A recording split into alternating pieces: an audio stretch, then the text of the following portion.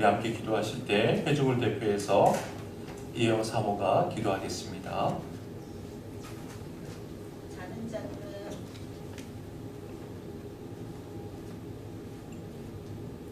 자는 자들은 밤에 자고 취하는 자들은 밤에 취하되 우리는 낮에 속하였으니 정신을 차리고 믿음과 사랑에 호심경을 붙이고 구원의 소망에 투구를 쓰자. 아멘.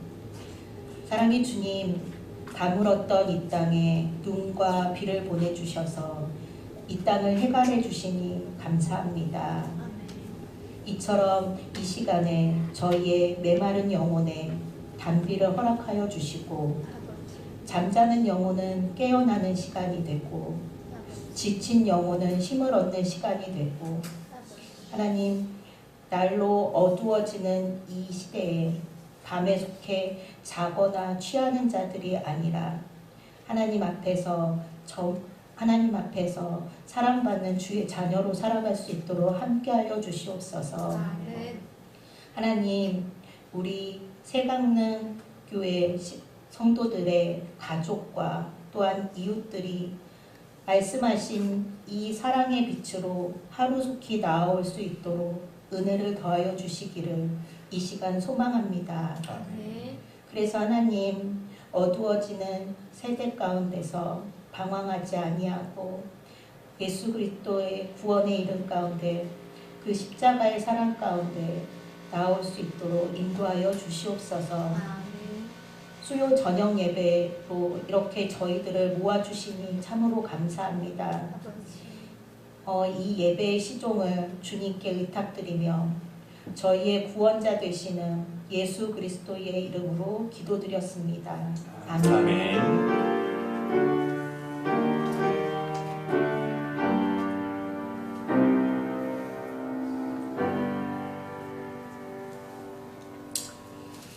오늘 하나님께서 주시는 말씀은 창세기 11장 27절로 32절의 말씀입니다.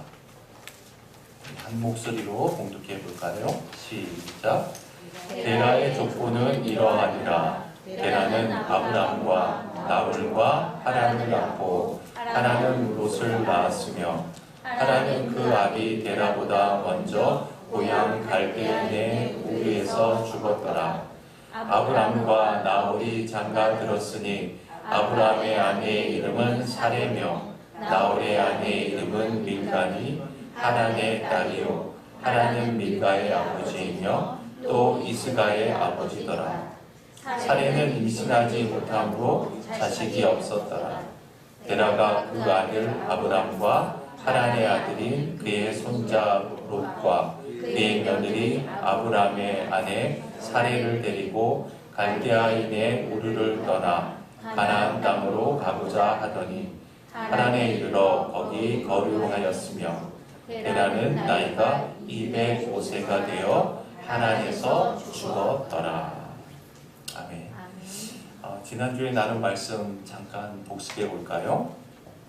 지난주에 나눈 말씀 본문이 창세기 11장 10절로 26절이었는데 창세기 11장 10절로 26절은 누구의 족보였습니까? 셈의 족보였죠. 창세기 1장부터 지난주에 나눈 창세기 11장 26절까지는 총 4번의 족보가 등장한다고 했습니다. 가인의 족보, 아담의 족보, 노아의 세 아들의 족보, 그리고 지난주에 나눈 셈의 족보. 이 각 족보마다 메시지가 있다고 했습니다. 즉 이름과 계보가 나오는데 의미 없는 계보, 족보는 없다고 했죠. 우선 가인의 족보는 어떤 의미가 있다고 했습니까? 족보라고 하기보다는 인류가 어떻게 문명 사회로 발전되었는가를 보여주는 그런 가인의 족보라고 했죠. 두 번째, 아담의 족보가 보여주는 메시지는 뭐라고 했습니까? 죽었더라를 강조하면서 범죄한 인간들은 다 죽는다는 것.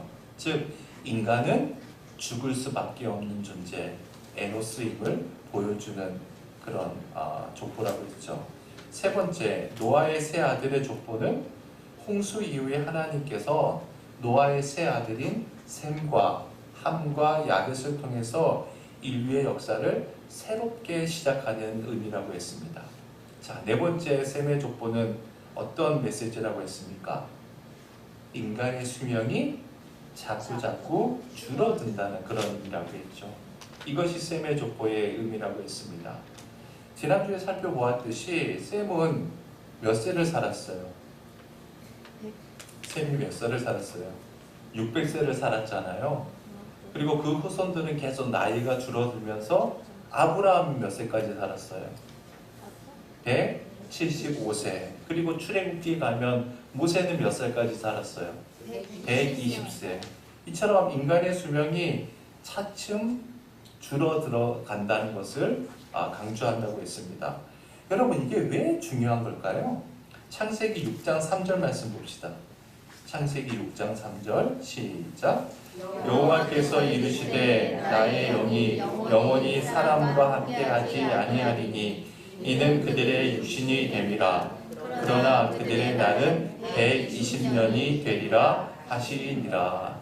인간들의 죄가 세상에 가득했을 때 하나님께서 노아의 홍수를 통해서 이 세상을 심판하실 것을 말씀하면서 홍수가 끝난 뒤에 인간의 수명은 몇 년으로 줄어들 것이라고 말씀하시죠?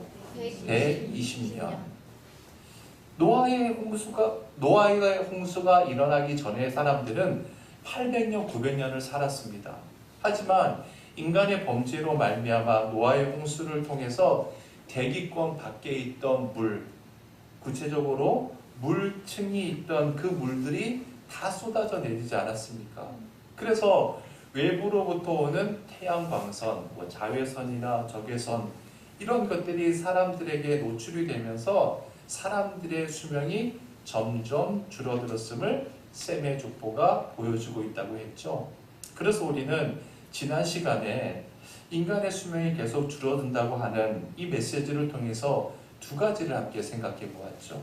첫째는 하나님의 말씀은 반드시 이루어진다는 거예요. 이루어진다.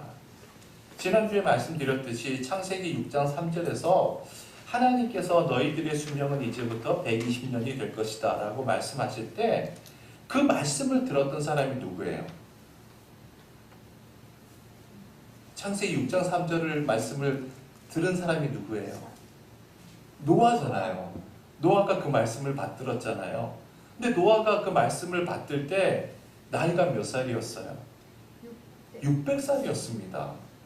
노아의 아버지 라멕은 777살에 죽었어요. 노아의 할아버지는 누구예요? 무드셀라죠. 무드셀라는 몇 살까지 살았어요? 969살을 살았잖아요. 거의 천수를 한 겁니다. 그러면 노아가 120살을 살 것이라는 이 하나님의 말씀을 듣고 어떤 생각이 들었을까요? 아마도 반신반의했을 겁니다. 한참 뒤의 후손인 아브라함도 마찬가지였을 거예요. 모세라고 해서 그 말씀을 온전히 이해했겠습니까? 그런데 어때요? 우리는 다 알 수 있잖아요. 성경 속에 나오는 이 족보를 통해서 알 수 있습니다. 또한 오늘날도 아무리 오래 장수한 사람이 있다고 한들 120세를 넘는 경우는 거의 없다고 했죠. 따라서 하나님의 말씀은 한치의 오차도 없이 정확하게 이루어진다는 것이죠. 따라서 우리는 왜 하나님의 말씀대로 살아야 하는가? 하나님의 말씀은 반드시 말씀대로 이루어지기 때문이라고 했습니다. 자, 두 번째, 인간의 수명이 계속 줄어든다고 하는 이 사실은 이 성경 말씀이 바로 나 자신을 위한 말씀으로 어떻게 되는 거예요? 압축되고 있다는 것이죠. 압축되고 있어요. 여러분, 인간이 800년, 900년 살 때는 그것은 결코 내 이야기가 아니에요. 마치 신화 속에 나오는 전설 같은 이야기 같아요. 그런데 그 인간의 수명이 계속 줄어들면서 오늘날 가장 오래 사는 사람이 120년도 채 살지 못해요. 그러면 그 이야기는 계속 그 이야기는 결국 누구의 이야기예요? 내 이야기가 된다는 겁니다. 이 성경 말씀이 점점 더 압축되어서 점점 더 좁아지면서 나의 이야기가 된다는 것이죠. 이 창세기 말씀이 너무 방대하고 커서 남의 이야기처럼 보였는데 인간의 수명이 줄어든과 동시에 나의 이야기로 압축되고 있다는 겁니다. 그래서 우리는 이 성경 말씀을 어떻게 받아들여야 한다고 했습니까? 나에게 압축되는 이 말씀을 예수 그리스도를 향해 확장시켜 나가야 한다고 했죠. 자, 지난주에 나눈 마지막 말씀 11장 26절 말씀 시작.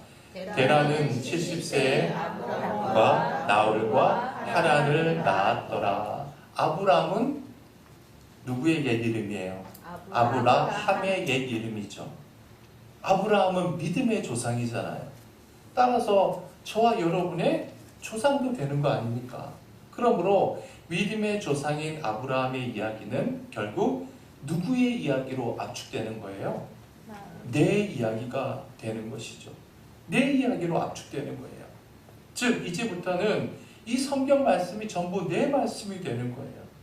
이 모든 말씀이 나를 위한 말씀이고 성경에 나타난 모든 사건이 내 사건이고 그러므로 이 성경의 스토리는 내 스토리가 되는 것입니다. 자, 이제 본문을 봅시다. 27절입니다. 함께 읽어볼까요? 시작. 데라의 족보는 이러하니라. 데라는 아브람과 나홀과 하란을 낳고 하란은 롯을 낳았으며. 여러분, 창세기 11장은 12장부터 시작되는 창세기 2부를 나누는 분기점이 되는 장이에요. 창세기를 크게 1부와 2부로 나눌 수 있는데 1부는 창세기 1장부터 11장까지로 크게 4가지 사건으로 이루어져 있죠. 첫 번째 사건은 뭐예요? 하나님께서 세상을 창조하신 창조 사건이죠. 두 번째 사건은 인간이 죄를 짓고 타락한 타락 사건이고, 세 번째는 노아의 홍수 사건, 네 번째는 바벨탑 사건. 이 4가지 사건이 창세기 1부를 장식하고 있습니다. 그 다음 창세기 12장부터 2부가 시작되는데 인간에 대한 하나님의 구원의 역사가 펼쳐지잖아요. 그 하나님의 구원의 역사의 주인공으로 선택된 사람이 누구예요? 바로 아브라함이죠. 그러니까 보세요. 인간이 타락을 하고 홍수로 하나님께서 인간을 다 쓸어버리고 바벨탑 사건으로 인해서 인간들을 산산조각 깨뜨리시고 흩으시는 그 사건들 속에서도 하나님께서는 당신의 구원의 역사를 위하여 창세전부터 택하신 아브라함을 통해서 준비하고 치밀하게 계획하고 있었음을 우리가 알 수 있는 것이죠. 자, 다시 27절을 봅시다. 데라의 족보는 이러하니라. 데라는 아브람과 나홀과 하란을 낳았다. 자, 보세요. 하나님께서 당신의 섭리 가운데 아브라함을 이 땅에 태어나시도록 역사하셨다고 하는 것은 아까도 말씀드렸듯이 이것은 단순히 아브라함만의 이야기가 아니죠. 바로 우리 자신들의 이야기가 되는 겁니다. 하나님께서 우리를 당신의 자녀로 창세 전부터 선택하지 않았습니까? 여러분, 저를 보세요. 여러분, 한번 생각해 봅시다. 우리가 살고 있는 이 근세만 하더라도 우리 한반도의 근세만 따져봅시다. 한 100년 근간만 해도 얼마나 큰 경랑들이 있었습니까? 조선 말기에 혼돈도 있었고요.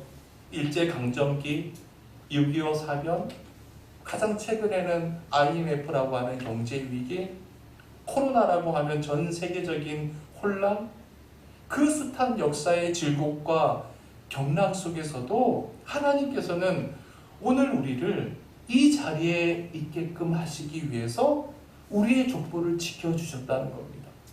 우리를 책임져 주신 거 아닙니까? 그러면 오늘 이 자리까지 나를 있게 하신 그 하나님을 믿는다라고 하면 아브라함처럼 하나님과 동행하면서 믿음의 삶을 살아갈 수밖에 없는 것이죠. 자, 27절 하반절입니다. 하란은 롯을 낳았으며. 여러분, 여기에 왜 하필이면 하란의 아들 롯이라는 이름이 나올까요? 롯이 누굽니까? 아브라함의 조카죠. 아브라함이 가나안 땅을 향해 나갈 때 롯도 아브라함을 함께 따라가지 않았습니까? 그런데 롯이 아브라함을 따라가긴 했지만 결국 아브라함과 결별하고 소돔과 고모라를 선택하지 않았습니까? 바로 롯이 그런 인간이라는 것을 우리에게 미리 일러주고 있는 것이죠. 자, 28절 봅시다. 시작. 하나는 그 아비 데라보다 먼저 고향 갈대아인의 우르에서 죽었더라. 여러분, 하란에 대해서 27절에 보면 데라는 아브람과 나홀과 하란을 낳았다. 그러니까 하란은 데라의 몇 번째 아들이에요? 셋째 아들이죠. 첫째 아들은 누구예요? 아브람. 둘째는 나홀. 그런데 하란이 어떻게 되었다고요? 그 아비 데라보다 먼저 죽었다는 거예요. 여러분, 지금부터 나오는 성경의 주인공은 누구라고요? 아브라함이에요. 하란은 주인공이 아니에요. 그런데도 그 하란이 아버지 데라보다 먼저 죽었다는 말씀이 지금 나오고 있습니다. 그 의미가 뭘까요? 여러분, 하나님께서 우리에게 하나님 말씀인 이 성경을 주실 때 한 구절, 한 단어도 의미 없는 건 없잖아요. 한 단어 한 단어 모든 말씀이 의미가 있습니다. 의미가 없는 이야기를 하나님께서 왜 굳이 성경에 기록하셨겠어요? 따라서 성경에 기록되어 있다면 어떠한 구절이든지 어떠한 단어이든지 우리는 그 의미를 찾을 수 있어야 되겠죠. 자, 그러면 보세요. 왜 갑자기 그렇게 중요하지 않을 것 같은 하란이라는 사람이 아버지 데라보다 먼저 죽었다는 것을 우리에게 말씀하고 있을까? 여러 가지 의미가 있겠지만 바로 이 28절 한 구절을 통해서 하나님께서는 인간의 죽음의 원칙을 우리에게 한 번 더 일깨워주고 있는 것이죠. 여러분, 모든 사람에게 적용되는 죽음에는요, 원칙이 있습니다. 네 가지를 한번 생각해 봅시다. 첫째로, 죽음은 모두에게 적용이 된다는 거예요. 죽음에는 예외가 되는 사람이 없습니다.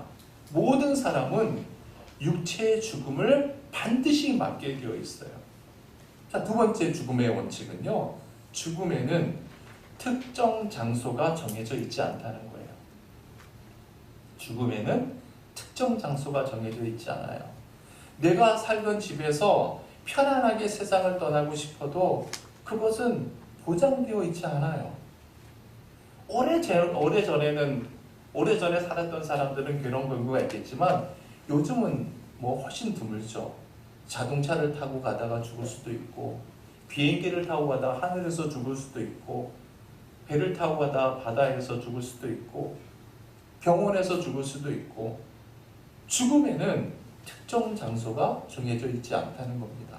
세 번째, 죽음에는 특정 시간이 정해져 있지 않다는 겁니다. 아침에 죽을 수도 있고요, 밤에 죽을 수도 있습니다. 일하다 죽을 수도 있고, 운동을 하다 죽을 수 있고, 잠을 자다가 죽을 수도 있어요. 24시간 내내 지금 이 순간에도 지구촌 어느 곳에서든 죽어가고 있는 사람이 있을 수 있다는 겁니다. 네 번째, 죽음의 특징. 태어날 때는 순서가 있는데 죽을 때는 어때요? 순서가 없다는 거예요. 여기 27절과 28절을 보세요. 분명히 태어날 때 순서가 있었죠. 아버지 데라에게 세 명의 아들이 태어났어요. 첫 아들은 아브라함, 둘째는 자기 아버지 이름을 따서 나홀이라고 이름 짓고, 셋째는 하란이에요. 분명히 태어날 때는 순서가 있었는데 갈 때는 순서가 없어요. 보세요. 첫째 아들이 먼저 죽은 것이 아니라, 아버지가 먼저 죽은 것이 아니라 막내 아들이 먼저 죽었다는 겁니다. 자, 28절 다시 봅시다. 하란은 그 아비 데라보다 먼저. 이 먼저라고 하는 말이 중요합니다. 이 말이요, 페네라고 하는 히브리 말인데 먼저라는 뜻도 있지만 적어보세요. 면전이라는 뜻도 있어요. 면전. 페네라는 이 단어가 갖고 있는 뜻이 또 뭐가 있다고요? 면전. 마주 본다는 거죠. 얼굴을 마주 보는 거예요. 생각해 보세요. 면전. 죽어가는 막내 아들을 보는 이 아버지 데라의 얼굴을 한번 머릿속에 한번 그려봅시다. 아버지 데라가 그 막내 아들 하란을 살리기 위해서 온갖 수단과 방법을 가리지 않았을 거 아닙니까?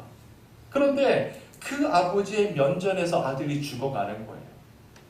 여러분 그렇습니다. 죽음에는 순서가 없어요. 그것을 우리가 알 때 우리에게 호흡을 있게 하신 하나님께 감사하면서 우리에게 맡겨주신 하루하루를 의미 있게 살게 되는 것이죠. 자, 하란이 데라에게 아들이라면 아브라함에게 있어서 하란은 어떤 관계예요? 막내 동생이죠. 그렇다면 하란이 자기 아버지 면전에서 죽는다는 것은 결국 아브라함 자기 면전일 수도 있죠. 아버지 면전에서 하란의 큰형인 아브라함 면전에서 막내 동생이 죽는 것을 지켜보면서 아브라함은 아마도 인생에 대해서 큰 깨달음을 얻었을 것입니다. 자, 29절 말씀 봅시다. 시작. 아브람과 나홀이 장가 들었으니 아브라함의 아내의 이름은 사레며 나홀의 아내의 이름은 밀가니 하란의 딸이요 하란은 밀가의 아버지며 또 이스가의 아버지더라. 여러분 참 복잡하게 설명했죠? 이게 27절부터 29절까지를 한번 도표로 한번 제가 그려봤습니다. 앞에 보세요. 이 화면을 보면 사실 굉장히 간단해요. 데라에게 몇 명의 아들이 있었어요? 3명. 누구죠? 아브라함, 나홀, 하란이 있었죠. 막내 아들 하란이 누구를 낳았어요? 롯을 낳았어요. 근데 롯만 낳은 게 아니라 밀가 그리고 아스가. 밀가는 딸이죠. 아스가도 딸입니다. 이 셋을 낳은 거예요. 그런데 이 밀가가 어떻게 됐어요? 나홀의 아내가 되었다는 겁니다. 그러니까 족보로 따지면 삼촌과 조카가 결혼을 한 셈이죠. 이때는 아직 인척 간의 근친 간의 결혼이 허용이 될 때입니다. 그리고 아브라함의 이름은 누구였다? 아브라함의 아내의 이름은 누구였다? 사레였다. 지금 그 말이에요. 자, 계속해서 그 다음 절을 봅시다. 30절 시작. 사레는 임신하지 못함으로 자식이 없었더라. 자, 데라에게 세 아들이 있었는데 일찍 죽은 막내 아들, 즉 하란에게는 아들 롯과 딸 밀가와 이스가가 있었어요. 나홀과 밀가는 나중에 창세기 뒤에 가보면 누구를 낳냐면 부두엘을 낳습니다. 부두엘은 라반과 리브가를 낳죠. 여기서 라반, 리브가 다 들어봤죠. 리브가는 누구예요? 그렇죠. 이삭의 아내죠. 예. 자, 그런데 중요한 것은요. 30절에서 아브람과 사레가 결혼했는데 사레가 자식을 못 낳는 여자라는 거예요. 여러분, 이 아브람이라고 하는 뜻이 중요합니다. 아브람. 이거는 합성어예요. 아부 그리고 람이 합해진 합성어인데 아부는요 아버지를 뜻해요. 우리말 아비와 좀 비슷하죠. 그리고 람은 존귀하다입니다. 풀이하면 뭐가 돼요? 존귀한 아버지. 아브람은 존귀한 아버지라는 뜻이에요. 그러니까 데라가 큰아들 아브람을 낳고 나서 그 아들을 얼마나 사랑했으면 아들아 너는 존귀한 아버지가 되거라 라고 하면서 아브람이라는 이름을 지어줬다는 것이죠. 아브람 본인도 자기 이름의 뜻을 아는 이상 나는 존귀한 인간으로서 존귀한 아버지가 될 거야 라고 하는 큰 포부를 갖고 살았을 겁니다. 자, 그러면 또 사레라고 하는 이름. 사레는 히브리 말로 사르라고 하는 말에서 나왔는데 이 뜻도 아브람과 비슷해요. 존귀한 여자라는 뜻이에요. 사레의 뜻이 뭐라고요? 존귀한 여자. 그러니까 보세요. 세상에서 존귀하다고 여기는 남자와 여자가 만나서 결혼했어요. 자, 이름만 따지면 얼마나 행복할 것 같습니까? 그런데 다른 집은 다 자식이 있는데 이 사례는 아이를 못 갖는다는 거예요. 여기서 이 임신하지 못하다 그 히브리 말이 아카르라고 해요. 아카르. 다 같이 아카르. 이 아카르의 뜻이 뭐냐면 적어보십시다. 뿌리가 뽑히다라는 뜻입니다. 참 잔인한 말이죠. 뿌리가 뽑히다. 아카르. 여러분 족보에서 자식이 없으면 어떻게 되는 겁니까? 뿌리가 뽑히는 거예요. 남의 집에 시집을 갔는데 그 집의 뿌리를 뽑은 거예요. 자, 30절을 다시 봅시다. 사례는 임신하지 못하고로 자식이 없었더라. 이 구절이 우리에게 주는 두 가지 교훈이 있습니다. 첫 번째는 자식의 인생도 자신의 인생도 절대로 인간의 뜻대로 되지 않는다는 겁니다. 인간의 뜻대로 안 돼요. 여러분, 부모가 원한다고 해서 자식이 절대로 귀한 인생 사는 거 아닙니다. 부모 원대로 자식이 다 잘 될 것 같으면 자식 때문에 속 썩일 부모가 세상에 어디 있겠어요. 그래서 자식 때문에 자식의 인생도 그 집안도 망치는 경우 얼마나 많습니까? 또한 자식 잘못 둬서 망한 기업들 얼마나 많습니까? 부모가 원한다고 절대로 원하는 대로 자식이 되지 않아요. 마찬가지로 내가 원한다고 내 인생 마음대로 되는 거 아닙니다. 생각해 보세요. 아브라함과 사레, 존귀한 아버지, 존귀한 여자라는 이름을 가진 두 남녀가 만나서 결혼하고 그의 인생을 얼마나 존귀하게 만들고 싶었겠어요. 그러나 이미 말씀드린 것처럼 저 당시에 최고의 재산은 뭐예요? 자식입니다. 자식이 많아야 돼요. 아무리 뭐 가축을 많이 가지고 있고 종들이 많더라도 자식이 없으면 사람 대접 못 받는 겁니다. 그런데 존귀한 여자라고 하는 사례는 아예 이 여자는 아이를 못 갖는 여자야 라고 낙인이 찍혀 있는 거예요. 주홍글씨가 새겨져 있는 겁니다. 그러니까 존귀한 아버지, 존귀한 여자는커녕 저 두 사람의 이름은 당시 수치의 대명사이자 주위 사람들로부터 조롱과 질시를 받고 있었을 거예요. 한마디로 두 사람 다 인생의 실패자였던 것이죠. 사람들이 아브라함과 사레를 볼 때마다 뭐라고 조롱했을까요? 아휴, 저러고도 지가 아브라함이래. 존귀한 아버지래. 저러고도 사레. 존귀한 여자네. 그러니까 보세요. 자식의 인생도 자기 인생도 자기 뜻대로 되는 거 아니라는 겁니다. 이게 첫 번째 교훈이에요. 자, 두 번째 30절이 주는 교훈은 그럼에도 불구하고 하나님께서는 저런 사람도 어떻게 해요? 부르신다는 거예요. 여기에 우리의 소망이 있는 것이죠. 여러분, 만약 하나님께서 아브라함과 사레를 부르시는데 자식도 많이 낳고 자녀도 잘 돼서 돈이 많이 벌고 성격도 좋고 모든 것이 완벽했다라고 한다면 우리에겐 소망이 없죠. 그런데 보세요. 하나님께서는 허물투성이고 한 집안의 뿌리를 뽑는 모든 사람들부터 조롱의 대상이 된 여자, 그리고 그 여자의 남편을 당신의 도구로 부르셨다는 거예요. 즉 하나님께서는 그들이 부족한 것이 있었기 때문에, 결핍이 있었기 때문에 부르셨다는 겁니다. 만약 이 두 사람이 당시에 가장 잘난 사람이고 자기 삶에 부족함이 없었다면 창세기 12장 1절에 가서 하나님의 부르심에, 하나님의 그 음성에 응답했을까요? 아마 응답 안 했을 겁니다. 내가 지금 가진 거 충분한데 왜 모험을 하겠어요? 절대 안 하죠. 그래서 여러분, 우리가 노아를 함께 묵상할 때도 이미 말씀드린 것처럼 하나님께서 노아를 선택할 때 노아 역시 몇 세의 아이를 가졌습니까? 셈을 처음으로 가졌던 나이가 언제예요? 500세 때예요. 노아도 그러니까 마찬가지죠. 500세 될 때까지 자식이 없었던 겁니다. 그러니까 당시의 관점으로 노아도 인생 실패자였던 것이죠. 그런데 하나님께서 그 노아를 부르신 겁니다.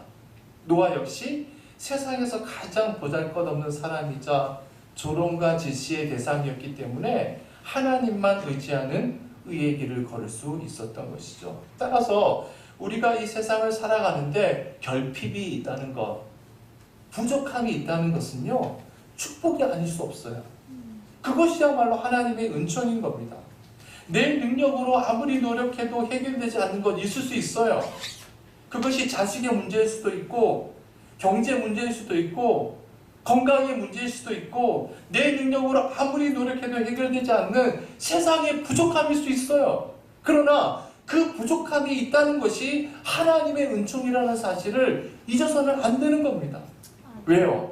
그 부족함 때문에 하나님만 바라보게 되고 그 부족함 때문에 부족함 없는 하나님의 은혜로 내 심령을 채울 수 있기 때문이죠.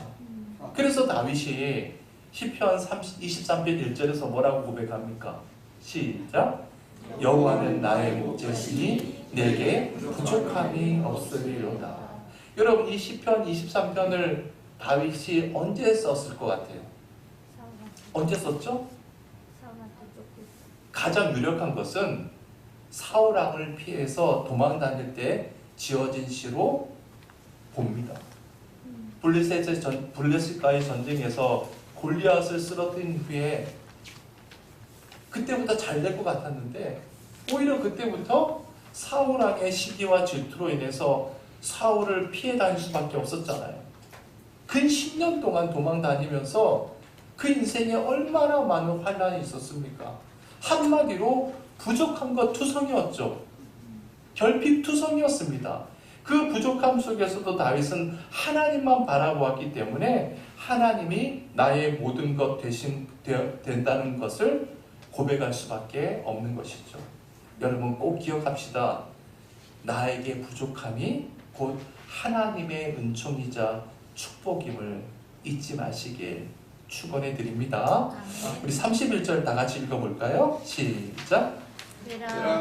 아들 아브라함과 하람의 아들인 그의 손자 롯과 그의 며느리 아브라함의 아내 사레를 데리고 갈대아인의 우르를 떠나 가나안 땅으로 가고자 하더니 하란에 이르러 거기 거류하였으며. 여러분, 데라에게 아들이 몇 명 있었다고요? 3명이 있었어요. 누구예요? 아브람, 나홀, 하란. 그런데 막내 아들 하란이 자기 면전에서 먼저 죽었어요. 그런데 데라가 지금 누구를 데리고 간다는 겁니까? 아브라함과 하란의 아들인 그의 손자 롯과 아브라함의 며느리 사레를 데리고 고향을 떠난다는 거예요. 자, 그러면 여기서 궁금한 게 있잖아요. 둘째 아들 누구예요? 나홀. 그리고 그 며느리 밀가. 왜 안 데려가죠? 왜 안 데려갈까요? 그들은 자식이 있었거든요. 자식이 잘 살고 있어요. 큰 문제가 안 되는 겁니다. 그런데 아브라함과 사레는 그 동네에서 조롱의 대상으로 손가락질 받던 부부 아닙니까? 그러니까 자기 자식 중에서 가장 못난 자식 아브라함과 그 며느리 그리고 아버지가 없는 고아된 손자 롯 이렇게 3사람을 데리고 갈대아 우르를 떠나서 이제 새로운 정착지를 찾아가는 거예요.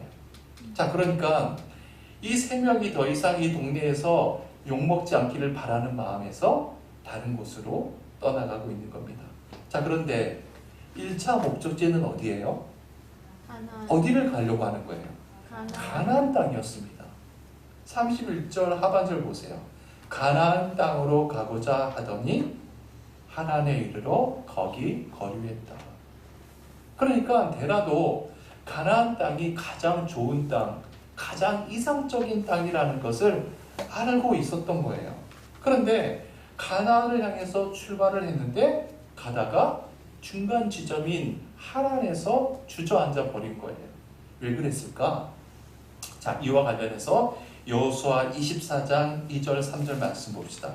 우선 2절만 함께 먼저 읽어볼까요? 여호수아 24장 2절이에요. 시작!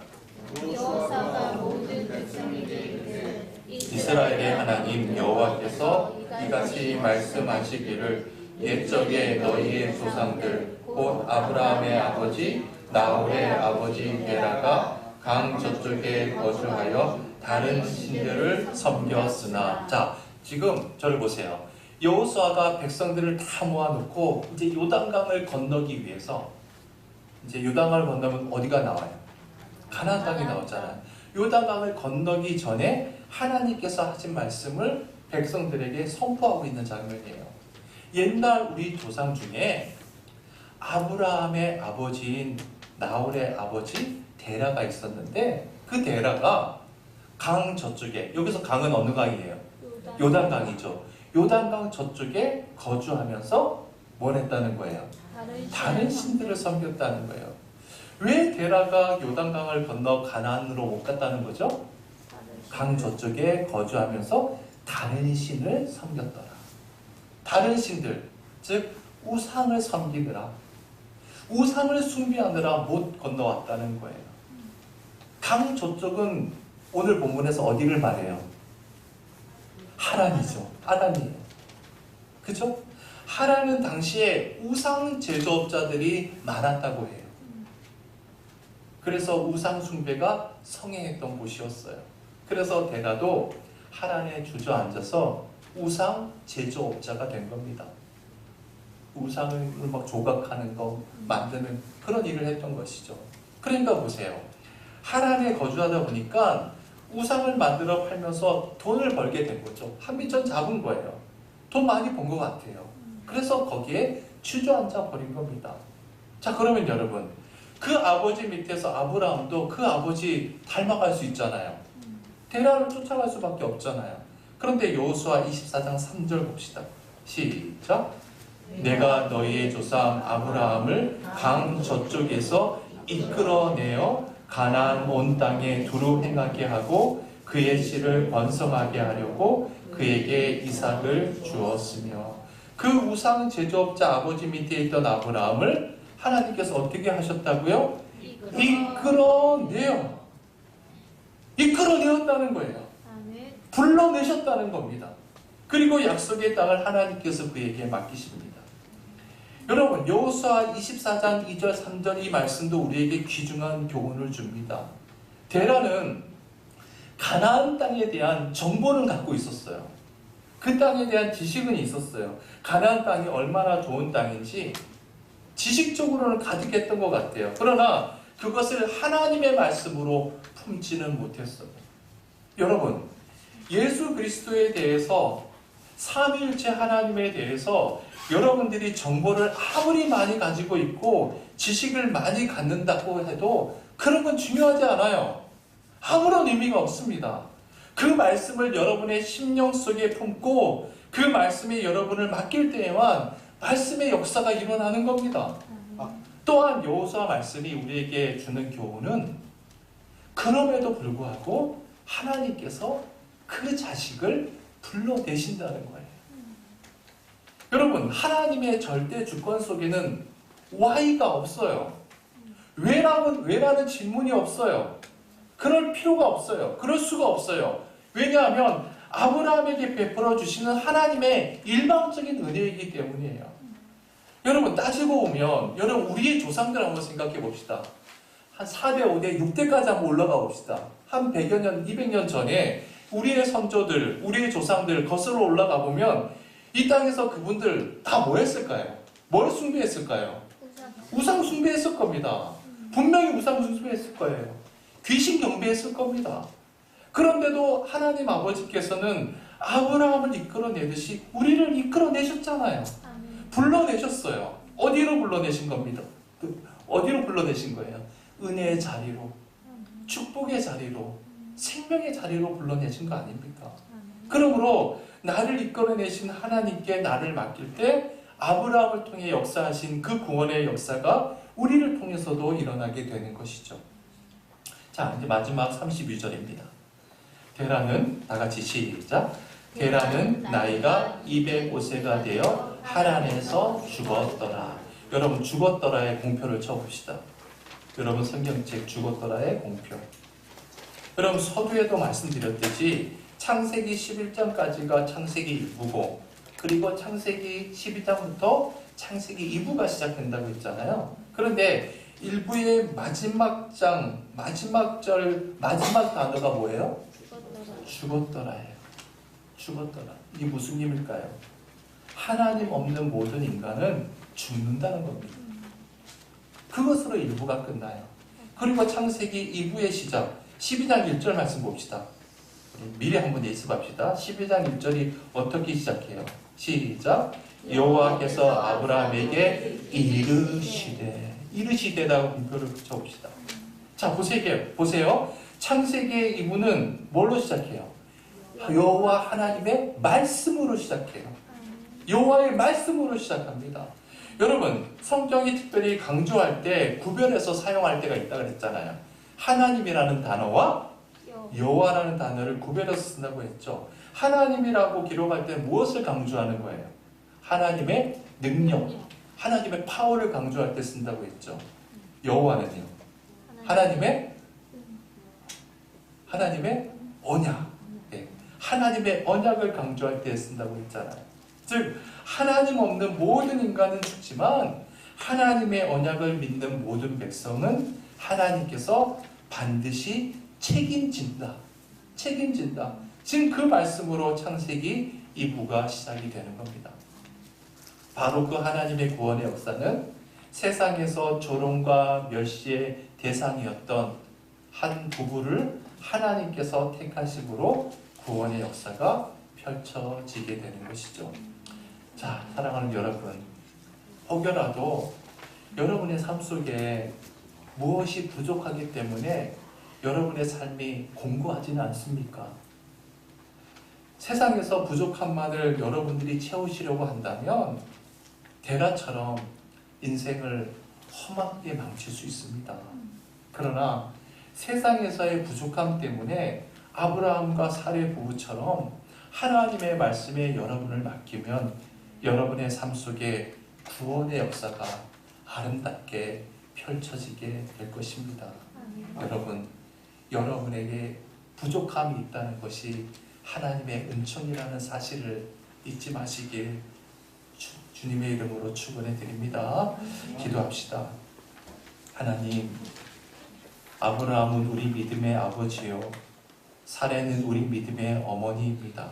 그러나 그들의 삶은 결코 평탄하거나 행복하지 않았습니다. 그들은 세상에서 조롱과 멸시의 대상이었고 그 아버지가 그 자식들을 다른 곳으로 데리고 이주할 정도로 삶이 곤고하기만 했습니다. 그러나 삶이 곤고하고 부족했기 때문에 그들은 하나님만 의지했고 하나님만 의지함으로 하나님께서 구원의 역사를 펼쳐주심으로 그들은 결국 열국의 아버지, 열국의 어머니가 되었고 믿음의 조상도 되었습니다. 주님, 우리에게도 부족함이 많습니다. 결핍이 있습니다. 그래서 우리는 그 부족한 것을 세상 속에서 채우느라, 그것을 목적으로 삼느라 하나님의 말씀을 상실할 때가 너무 많았습니다. 주님, 이제부터 부족하기 때문에 오히려 하나님만 의지하게 도와주옵소서. 그리하여 세상의 부족함 때문에 부족함이 없는 하나님의 은혜로 채움받는 영적인 삶을 살도록 도와주옵소서. 그 하나님의 은혜 속에서 구원의 역사가 우리의 삶 속에서 아름답게 펼쳐질 수 있도록 인도하여 주옵소서. 예수님의 이름으로 기도드립니다. 아멘. 우리 310장 함께 찬양 드립시다.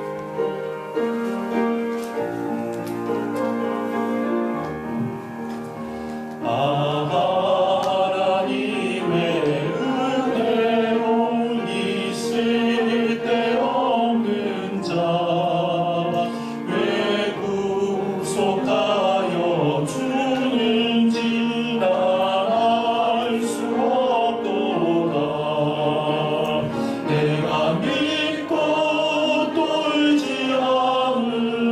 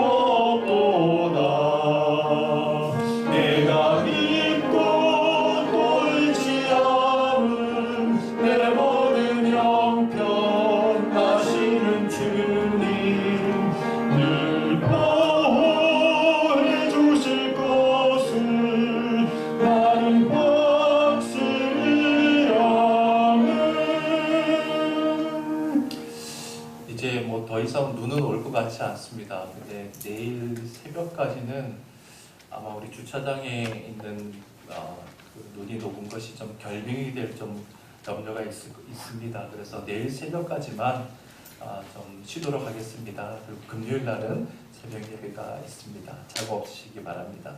주님의 기도하겠습니다. 하늘에 계신 우리 아버지여, 이름이 거룩히 여김을 받으시오며 나라의 임하옵시며 뜻이 하늘에서 이룬 것 같이 땅에서도 이루어지이다. 오늘날 우리에게 일용할 양식을 주옵시고 우리가 우리에게 죄 지은 자를 사하여 준 것 같이 우리 죄를 사하여 주옵시고 우리를 시험에 들게 하지 마옵시고 다만 악에서 구하옵소서. 내게 나라와 권세와 영광이 아버지께 영원히 있사옵나이다. 아멘.